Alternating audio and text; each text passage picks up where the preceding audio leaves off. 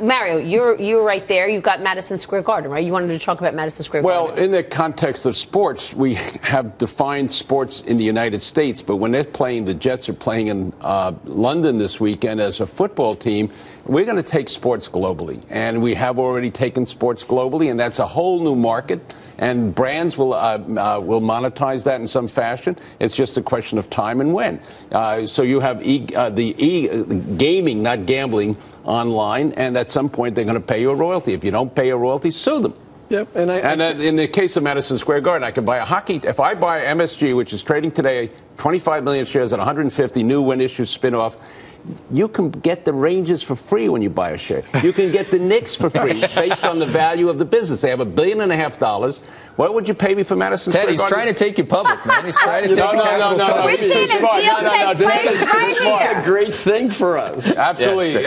Well, you're not going to sell. You're not going to pay the capital gains tax. We're 92% capital gains tax, I heard. Only if Bernie Sanders runs the country. One of the things that it does show is not only is this a global phenomenon, but there's this concept of super cities. There's going to be 4 in the U.S. Los Angeles, Chicago, New York, and Washington, D.C. So could you tell me what is the demographic of the eSports? Because I'm baffled by this generation that don't you have a job and hold a job? How do they have time for this? She makes fun of me every day about this. Millennials by 2020 will be a third of all purchase decisions. Yep. And Washington, D.C. has the most millennials per capita. And coming right behind millennials is the Z generation. The Z generation has got it. And there... Is it men and women? It is. It's both men and women. It's ecumenical, and there's more women than men, and more they're comfortable in doing their shopping and their socializing and their consuming of media. Yep. Right? But the sports is tribal. But it's also because of eSports, the fantasy games and so on, it's going global. You mixing and matching teammates. And time consuming. What about this headline this morning, Ted, that the Washington Wizards will wear sleeved Baltimore Pride uniforms this season? What's behind this rule? You've got to explain this to us. That's old school. What we should talk about is we're the first NBA and NHL and WNBA team to use virtual reality, and we're bringing that into our training. Because young people, they don't really read. They don't consume their data any longer in a printed format. Yeah, not the way we used to. So right, over the last decade, many teams, many businesses, they added video and some interactive training.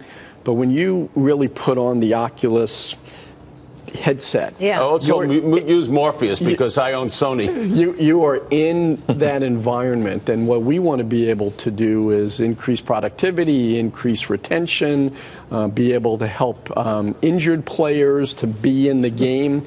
And I think virtual reality, like drones, we've misread. We think it's more a consumer social phenomenon. Right. It's more a B2B productivity enhancing phenomenon. So this is a B2B business then? That's where it's going, you think? I think so. I think... and is that what you think about drones? Because I'm glad you mentioned drones. This is a big subject. And you wonder where this is going because this, privacy, I knew privacy was gone anyway, but now it's... Well, I usually advocate for less government intervention in all of our businesses, but certainly our airways, the government's going to have to get involved. We can't have drones are illegal now in Washington, D.C. because someone flew a drone into the White House lawn. And if we're going to have delivery, we want convenience, we want to be able to order something and have it droned and delivered to us right away.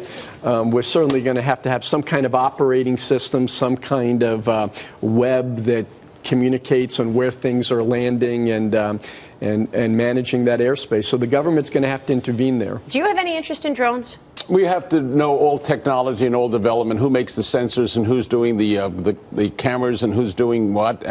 We should develop our own drone sensitivity, but I'm more interested in military applications initially rather than consumer B2B.